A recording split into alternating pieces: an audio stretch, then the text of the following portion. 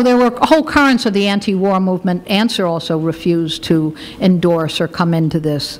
War resistors and Friends Service Committee and so on refused initially to be part of this. But Cangate, as a coalition, continued. A very important thing happened, and that is Occupy Chicago, and then the whole Occupy movement put out a statement about going to Chicago. Very important. Major unions, and this was a surprise and a bit of a shock, even without all of these other groups, started coming on and endorsing, including teachers and city workers, and particularly the National Nurses Union, calling their own events during that week, providing even funding and ways of mobilizing. The National Nurses Union helped with the funds that brought activists from the Occupy movement from around the country, about 12 major cities. That's a lot of money for buses that they helped to provide. So really, this coalition kind of fought its way out of isolation, and it's because of the unsolvable crisis that the workers and the unions couldn't be out of this.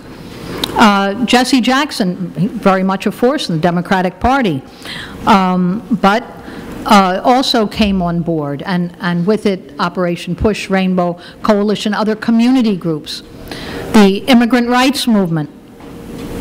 And every one of these groups, their own process, were baited, promised that they faced violence, that they would be responsible for endangering their members, and so on. Now, then, as if this wasn't a high enough level of violence baiting, 3 days before the demonstration, there was a widely publicized arrest of a whole house full of Occupy activists, 8 people arrested, no information given except that this was supposedly a bomb-making factory, that they were planning and Molotov cocktails. They were making some homemade beer, and they had a little kit in order to do that. But they suddenly faced terrorism charges and conspiracy for terrorism, very serious, very heavy-duty felonies, and 3 of them have been held in absolute solitary confinement, sensory deprivation units since that time, on more than $1 million bail. And we should keep that in mind when we hear, you know, like Zimmerman, who gets off on a $15,000 bail for murder. Then there were other arrests that were clearly involving entrapment, and each of these received huge press. I really mean, this was announced. This was like the front page coverage.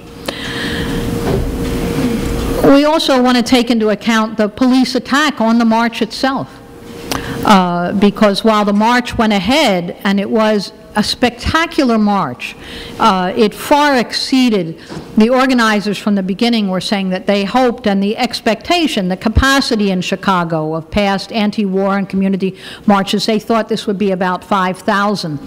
And the fact that it was 15 to 20, it far exceeded their expectations and even their capacity there. That was a tremendous step and an example. But you could see with what the powers that be, what the ruling class was trying to push back, was a huge outpouring against the war. And in that, the fear and the violence did succeed, although it did not turn the population against the demonstration or force any of the unions or community groups to break with the demonstration. That is extremely important, and good lessons for us as we go forward with plans for the summer, to know that the violence baiting, the intimidation, the frame-ups, and all of that may well happen. Also, the capacity of the masses to sift through a lot of this and not necessarily buy it wholesale was extremely important. Now, we had a number of comrades who came there regionally, from New York, from California, friends who met us there. We had 35 or 40, probably members there. and then a number of other activists and people who came from very far. 15, 16 friends from Salt Lake City, Utah, where Larry Hales and I, and earlier Fred and Teresa had gone out, Revolutionary Student Union. They mobilized and came. That's just one example of the kind of folks who came from very far, traveling 24, 30 hours, driving, and so on to get there. The demonstration and this week of activity, because it was a whole week of actions every day, as Bill was describing, the International League of People's Struggles with several hundred people there, immigrant rights actions, housing actions, actions against cuts in education, and so on, every day. A demonstration against Boeing, even a sit-in at the DNC office, and so on. But what was never discussed in the media, what was really never discussed until the day itself, was NATO. It's kind of amazing that there could be an extravaganza like this and there's no real debate or discussion about NATO and what this a vastly increased level of militarism and repression means. But we should be very aware, because it came immediately on the first and second day. It's clear among the NATO members there's no agreement. The war in Afghanistan is an enormous crisis for them, and to continue anteing up the troops with the French announcement already that they wouldn't continue, and all of the talks about the encirclement of Russia and China, new missile systems, and who's in on it, who will get the contracts on it. As this meeting was going on, the banking crisis, the crisis with Greece and with other countries in Europe was continuing to unravel and unroll. NATO has announced for itself a new role but which is really its old and its original role, and that is dealing with internal ferment among the NATO members, meaning the masses taking action. This is really the military arm of a class that is just determined to control technology and banking and trade and everything that has to do with the extraction of profits on a global scale. And their meeting was extremely important. Their inability to arrive at anything was also extremely important. It's difficult for them to have a photo op together. And as a matter of fact, the news there was how Pakistan refused to go along and agree to opening the shipping between Pakistan and Afghanistan for all the NATO arms and equipment and gas and food and all that it takes to keep a whole army in place in Afghanistan.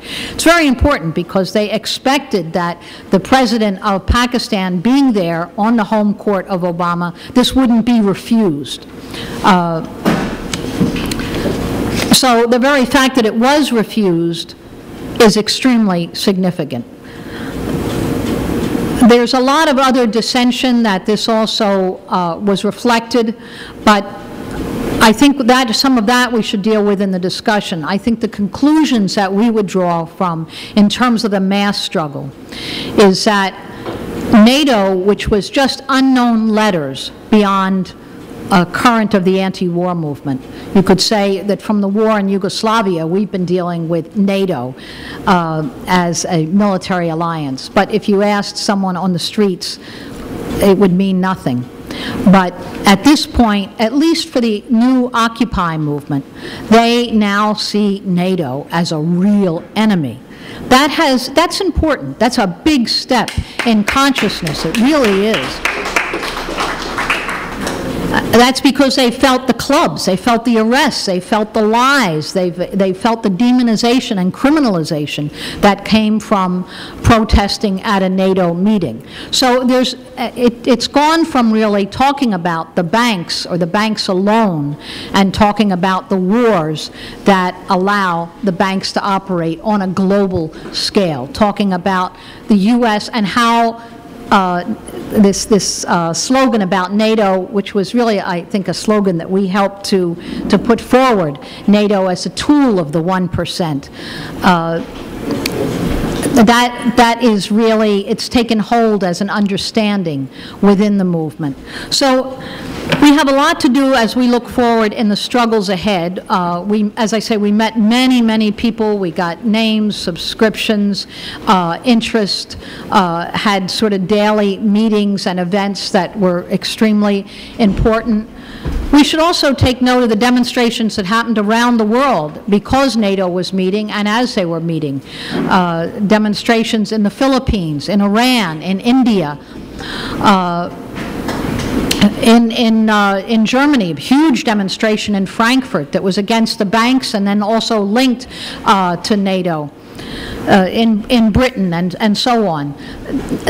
Ireland, a number of other countries. It's important because in a global sense, the movement has to speak to each other. I think there was one other thing that we should just take note of that happened that was very frustrating in the dealing with, but it's important for activists to begin to grapple with this. There was many efforts to actually shut down the internet, and that means texting. I don't think there's any copy that they've been able to find of the rally itself, because there were all these plans to stream it live, and of course the streaming was shut down. GPS, you know, people's Bluetooth wouldn't operate, all kinds of things. You could call someone standing next to you, the call wouldn't go through. So activists learning still to cope and grapple with that, sort of the pre-internet days and finding ways around it, was also an important lesson and important for the struggle ahead, because the first time it happens, it's a big inconvenience.